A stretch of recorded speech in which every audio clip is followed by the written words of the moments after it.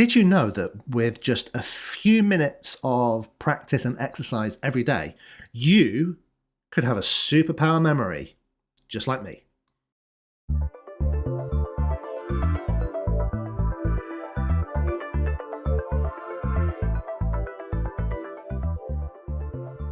Hey everyone, and welcome to yet another episode of Atomic Ambition, the podcast, where we explore self-help books and we dive deep into some of the things that we can do as individuals to improve ourselves on a daily basis. Now this week, as promised, we are diving into something, an area of self-improvement, which is exciting for me, and it's all about memory. How to improve your memory. The book that we have to focus on today is a book by Harry Lorraine. Let me just put that close to the camera. Harry Lorraine, How to Develop a Superpower Memory. Now, you can probably see that this is quite an old book.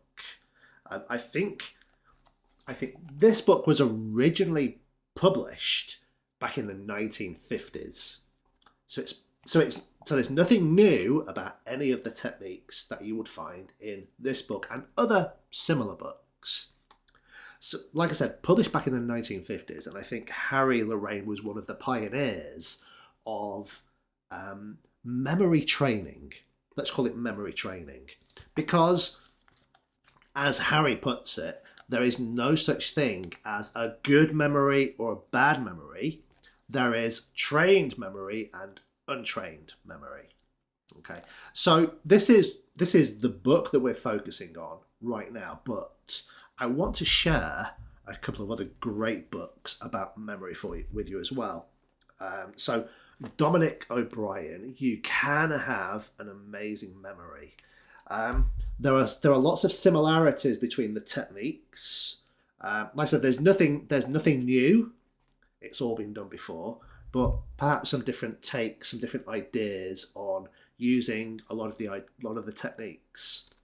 So Dominic O'Brien was world memory champion 8 times. So he obviously knows how to train his brain to remember things. And if you're also, like me, intrigued with the power of the brain and the power of the memory, if you're from the UK, you will know Derren Brown. This is another really, really interesting book. There are some elements of this book which relate to training your memory, but a lot of it is the psychology of your memory and how your brain works, and the psychology of remembering things. Okay, but anyway, so back to Harry Lorraine. So there are basic sort of skills and basic techniques for improving your memory.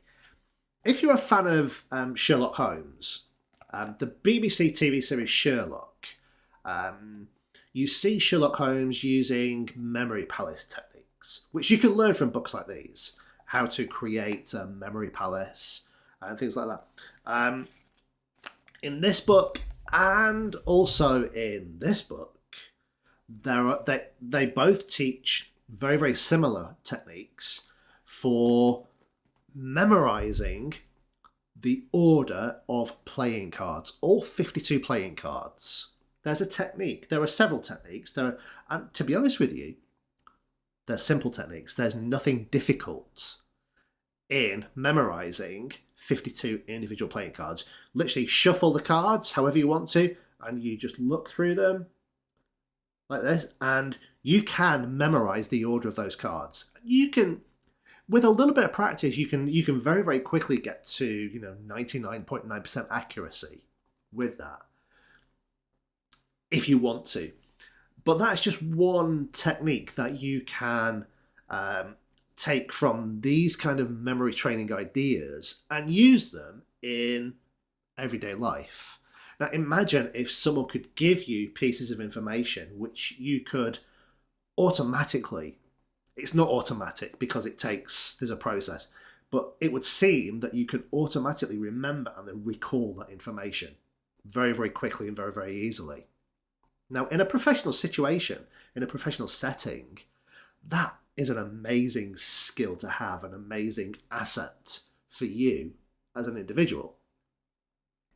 It requires, it's not, I say it's easy, but it's an easy technique that just requires practice. If you're learning any new skill, it requires a practice. A little bit of practice every day would probably help. I'm speaking particularly about memory because in the previous episode, we spoke about how to win friends and influence people and remembering somebody's name. How remembering somebody's name can help you to create better connections and build better rapport with somebody if you remember their name. I am terrible at remembering people's names. But again, there are techniques that you can use, which you can find in these kind of books, which can help you to remember someone's name, either in the short term or even in the long term. Okay, now, I've seen let's call them showmen, memory trick sort of showmen, a bit like Darren Brown, who will, before, say, a show, they will go and mingle with the audience and shake the hands of maybe 100 different people and then be able to recall every single person's name and some vital piece of information about that person, such as where they're from, what their profession is, who they're married to, things like that. So again, these are not difficult things to do, but they do require lots and lots of practice and dedication. The amazing thing about your memory is, in my view, is you do not have a good memory or a bad memory. I'm going to quote Harry Lorraine again. You have either a trained memory or an untrained memory. The difficulty is with training. Some training stays with you forever. A bit like riding a bike. You learn how to ride a bike. And you might not ride a bike for 10 years, but you can still get on the bike. Within about 30 seconds, you're riding the bike and you're probably quite comfortable riding the bike.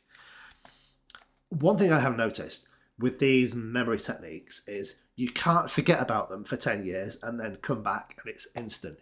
You have to start all over again. So your brain works in a slightly different way, I suppose.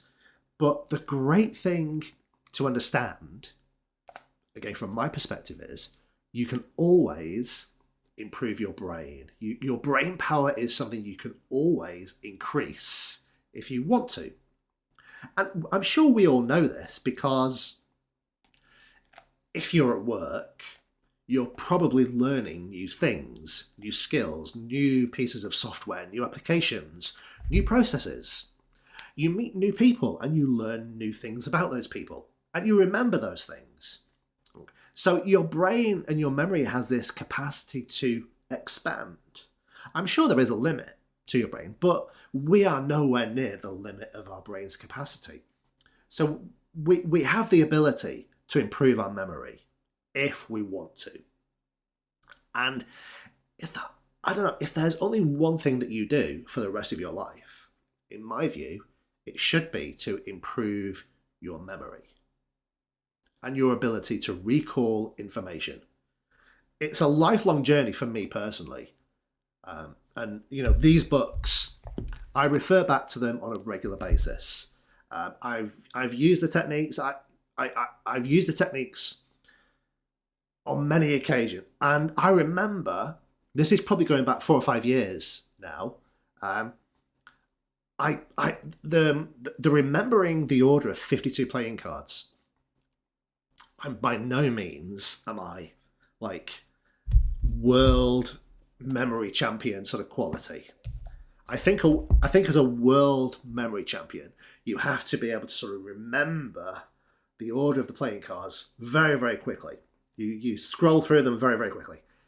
I remember about 4 or 5 years ago, maybe a little bit longer, it took me about 4 minutes to remember the order of the playing cards. The great thing about it, once I had gone through the process of remembering the order of playing cards, it stayed in my brain for ages. Yeah, I could literally, come back 12, 24, 36 hours later, and I knew the order of the cards. Brilliant.